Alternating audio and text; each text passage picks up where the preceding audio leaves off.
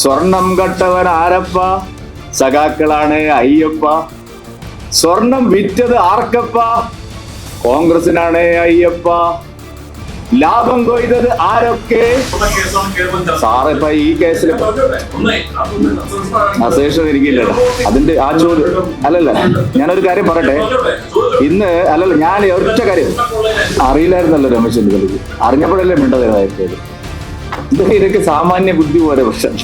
കൊണ്ടുവന്ന സ്വർണം ഏറ്റുവാങ്ങാൻ മുഖ്യമന്ത്രിയുടെ ഓഫീസിൽ നിന്നാണ് വിളി പോയത് എന്ന് പറഞ്ഞ ഒരാളാണ്. നിങ്ങളെല്ലാവരും എന്നെ കൊല്ലുക. ഈ തിരുവനന്തപുരത്ത് വെച്ചാണ് ഞാൻ പറഞ്ഞത്. അത് പറയട്ടെ. അതല്ല ഞാൻ പറഞ്ഞത്. ഈക്വലി റെസ്പോൺസിബിൾ ആണ് CPM-ഉം കോൺഗ്രസും. CBI അന്വേഷണം വന്നാൽ കടകംപള്ളിക്ക് ബുദ്ധിമുട്ടാവില്ലേ? അല്ലേ പ്രശാന്തൻ ഇത്ര ഞാൻ പറഞ്ഞ മനസ്സിലായില്ലേ? സോണിയാഗാന്ധിക്കും രാഹുൽ ഗാന്ധിക്കും എതിരായിട്ടുള്ള നിരവധി കേസുകൾ ദില്ലിയിലുണ്ട്. ഇന്ന് ഈ വിഷയം തിരിക്കേണ്ട ഇന്ന് ഈ വിഷയത്തിൽ നിന്ന് ശ്രദ്ധ തിരിക്കാനുള്ള ഒരു ചോദ്യത്തിനും ഞാൻ മറുപടിയില്ല. സ്വർണ്ണക്കൊള്ള കേസിൽ നിന്ന് എളുപ്പത്തിൽ കോൺഗ്രസിനും കൈ കഴുകി രക്ഷപ്പെടാനാവില്ല.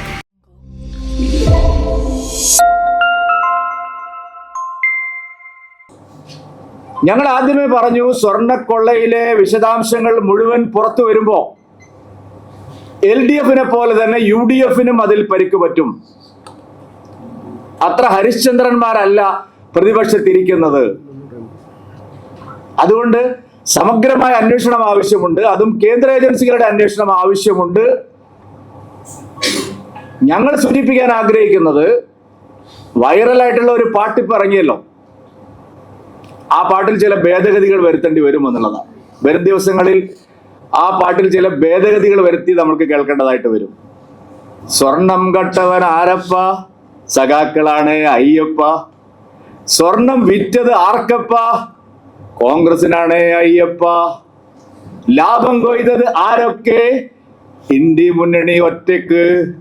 ഇത് നാളെ കേരളത്തിലെ ജനങ്ങൾ ഒരു പാരഡി ഗാനമായിട്ട് പാടുന്ന സ്ഥിതി വരും. ഇതിനകത്ത് LDF-നും UDF-നും തുല്യമായ പങ്കാളിത്തമുണ്ട്. ഗുരുതരമായ കാര്യങ്ങളിൽ അവരും ഏർപ്പെട്ടിട്ടുണ്ട്.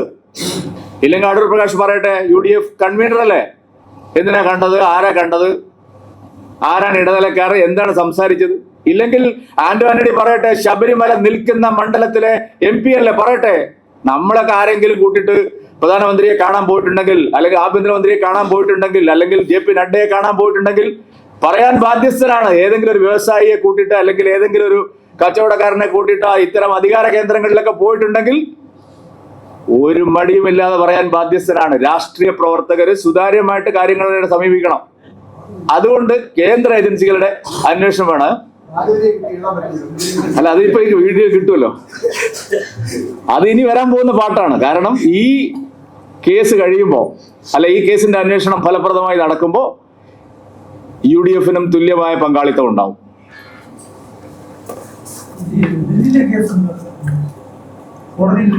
അത് ഇനിയും കോടതിയിലല്ല, കോടതിയിൽ മറ്റൊരു കേസിന്റെ സാമ്പത്തിക സ്രോതസ്സുകൾ സംബന്ധിച്ചുള്ള വിശദമായിട്ടുള്ള കാര്യങ്ങൾ പറയുമ്പോൾ ഈ രണ്ട് സ്ഥാപനങ്ങളെ സംബന്ധിച്ചും ചില കാര്യങ്ങൾ വന്നിട്ടുണ്ട്. അതൊക്കെ ഇനിയും സമയമുണ്ട്. പുരാവസ്തുമായി ബന്ധപ്പെട്ട ഒരു കേസും ഇല്ല.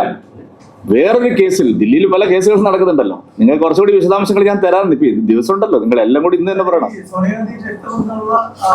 അവർ നടത്തുന്ന സ്ഥാപനങ്ങളെ സംബന്ധിച്ചുള്ള ഈ ബിസിനസ് അവർ നടത്തുന്നു എന്നുള്ളതിനെ സംബന്ധിച്ചോ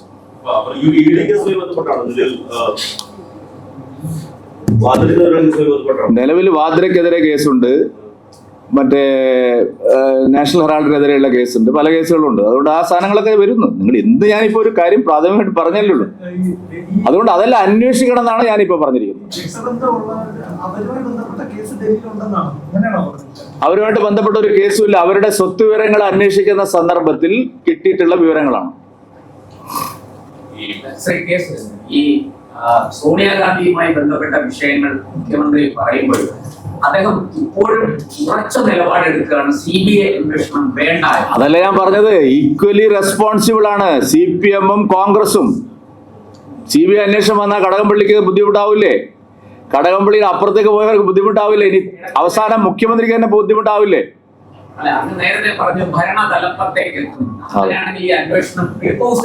അതല്ലേ ഞാനിപ്പോ പച്ച മലയാളത്തിൽ തന്നെയല്ലേ പറഞ്ഞത്. ഇതിന് ശരിയായ പരിഹാരം കാണണമെങ്കിൽ കേരള പോലീസിന്റെ SIT അന്വേഷിച്ചിട്ട് കാര്യമില്ല എന്ന് വളരെ കൃത്യതയോടെ ഞാൻ പറഞ്ഞിരിക്കുകയാണ്.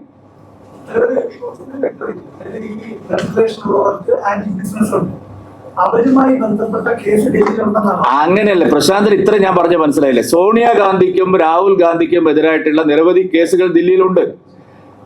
റോബർട്ട് വാദ്രയ്ക്കെതിരായിട്ടുള്ള കേസുകളുണ്ട്. അവിടെയെല്ലാം അവരുടെ സാമ്പത്തിക സ്രോതസ്സുകളെ കുറിച്ചും മറ്റു ഉറവിടങ്ങളെ കുറിച്ചൊക്കെയുള്ള അന്വേഷണങ്ങൾ നടന്നിട്ടുണ്ട്.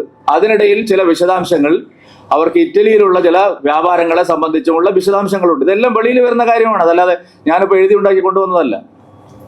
കേന്ദ്ര ഏജൻസി അന്വേഷിക്കുന്നു എന്ന് പറയുമ്പോഴും വിവേക് വിജയൻ അയച്ച ഇഡി നോട്ടീസിന്റെ കാര്യത്തിൽ ഇതേവരെയൊക്കെ വേണ്ടിയെടുക്കണം. അല്ല, അതിന്റെ ആ ചോദ്യം അല്ലല്ല, ഞാനൊരു കാര്യം പറയട്ടെ.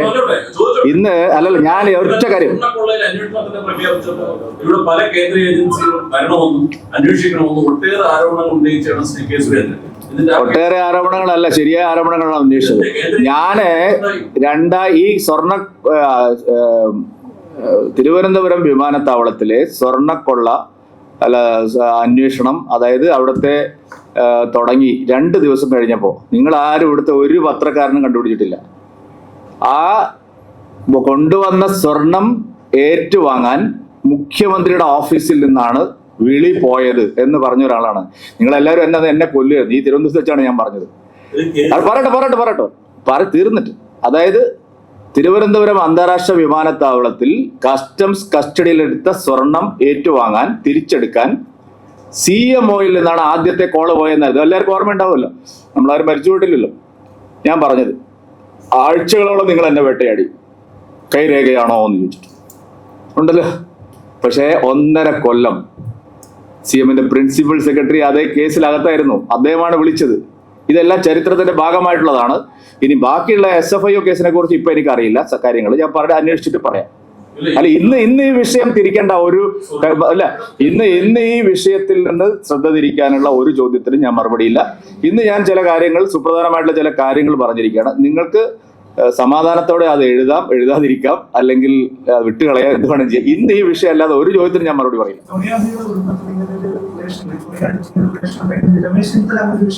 അറിയില്ലായിരുന്നല്ലോ രമേശ് ചെന്നിത്തലയ്ക്ക്, അറിഞ്ഞപ്പോഴല്ലേ മിണ്ടതേതായിപ്പോയത്. ഇതൊക്കെ സാമാന്യ ബുദ്ധി പോലെ പ്രശ്നം. രമേശ് ചെന്നിത്തല കുടുങ്ങിയല്ലേ പറഞ്ഞിട്ട്. ഇപ്പൊ ചോദിച്ചു നോക്ക്, രമേശ് ചെന്നിത്തല അതിൽ ഉറച്ചു വെക്കുന്നുണ്ടോന്ന്.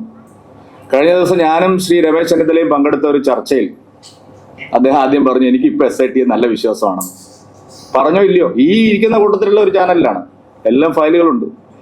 അതായത് ചെന്നിത്തല എൻ്റെ നല്ല സുഹൃത്താണ്, ഞാൻ അദ്ദേഹത്തെ ഇഷ്ടപ്പെടുന്ന ഒരാളാണ്, ഒക്കെ ശരിയാണ്. അദ്ദേഹം ആദ്യം വിചാരിച്ചത് ഈ SIT അന്വേഷിച്ചാൽ പോരാ, കാരണം ഇത് അന്താരാഷ്ട്ര മാനങ്ങളുണ്ട്, ഇത് അന്താരാഷ്ട്ര ആന്റിക് മാർക്കറ്റിൽ സഹസ്രകോടിക്കണക്കിന് രൂപയുടെ, 50,000 കോടി എന്താ പുള്ളി പറഞ്ഞത്, ഞാൻ കോടി ഓർക്കുന്നില്ല, വില വരുന്ന ഇടപാടുകൾ നടന്നു എന്ന് പറഞ്ഞ ഒരാളാണ്. ആര്? അതുകൊണ്ട് ഈ അന്വേഷണം കേന്ദ്ര ഏജൻസികൾ നടത്തണം എന്ന് പറഞ്ഞ ആളാണ്. ആണോ ഇല്ലയോ? ഫയലുണ്ടോ ഇല്ലയോ? അതാണ് സാറ് ഇപ്പൊ ഈ കേസിൽ അസേഷൻ ഇരിക്കില്ലല്ലോ. അന്വേഷണം നടന്നല്ലോ. ഒരു പ്രതിയെ പോലും അറസ്റ്റ് ചെയ്ത് കേന്ദ്ര ഏജൻസി എന്ത് നടപടിയെടുത്തു? SITയുടെ കാര്യത്തിൽ ഹൈക്കോടതി നിയന്ത്രിക്കുന്ന SIT ആണ്, സ്റ്റേറ്റ് ഗവൺമെന്റ് അല്ല. അതിൽ ഇത്രയും അറസ്റ്റ് നടന്നു. ഒരു കമ്പാരിസൺ കേരളത്തിൽ എന്താ അറസ്റ്റ് ചെയ്യേണ്ട? അതിൽ ആരാണ് സ്വർണം കടത്തിയത്? നല്ലോണം അറസ്റ്റ് നടന്നുണ്ടായില്ല? എത്ര പേര് ജയിലിൽ കിടന്നു? ഞാൻ പറഞ്ഞല്ലേ, ഇന്നത്തെ കാര്യം തിരുവനന്തപുരം അന്താരാഷ്ട്ര വിമാനത്തിലെ സ്വർണ്ണക്കള്ളക്കടത്തല്ല. അത് പറയാൻ വേണ്ടിയിട്ട് വേറൊരു പത്രസമ്മേളനം വേണമെങ്കിൽ നടത്താം. ഇന്നത്തെ കാര്യം ശബരിമലയിലെ സ്വർണ്ണക്കൊള്ളയാണ്. അല്ല, രമേശ് ചെന്നിത്തല ആദ്യം ഇതൊക്കെ അദ്ദേഹം കേട്ട കാര്യങ്ങളൊക്കെ പറഞ്ഞു. പക്ഷെ ഇതിന്റെ അപകടം പിന്നെ ആയിരിക്കും. അല്ലെങ്കിൽ പിന്നെ എന്തിനാ? ഞാൻ ചോദിക്കട്ടെ, ഒരു കാര്യം പറഞ്ഞിട്ട്, രമേശ് ചെന്നിത്തല ഒരു കാര്യം പറഞ്ഞിട്ട് ഇപ്പോഴെന്താണ് ആ കാര്യത്തിൽ സ്റ്റിക്ക് ഓൺ ചെയ്താത്തത്? അതെന്റെ ഒരു ചോദ്യമല്ലേ? അല്ലെങ്കിൽ ഞങ്ങൾക്കും ഈ സംശയം ആദ്യം വരില്ലായിരുന്നു. പിന്നെയാണ് അന്വേഷിച്ച് പോകുമ്പോൾ ഇതിനകത്ത് വെറുതെ കണ്ടതല്ലെന്നും മന്ത്രച്ചരട് കെട്ടിയതല്ലെന്നും. മന്ത്രച്ചരട് കെട്ടാൻ ഇയാളാ ഏത് പോറ്റിയാണ്? ഏത് അമ്പലത്തിൽ പോറ്റിയാണ്? ഇദ്ദേഹത്തിന് ആന്ധ്രയിൽ ക്ഷേത്രം ഉണ്ടെന്നാണ് പറയുന്നത്. ചെറിയ കളിയല്ല നടന്നിരിക്കുന്നത്.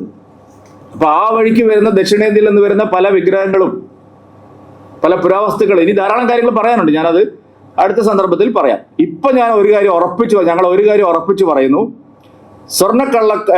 ശബരിമലയിലെ സ്വർണ്ണക്കൊള്ള കേസിൽ നിന്ന് എളുപ്പത്തിൽ കോൺഗ്രസിനും കൈ കഴുകി രക്ഷപ്പെടാനാവില്ല. ബാക്കിയെല്ലാം പിന്നീട് വിശദമായിട്ട്.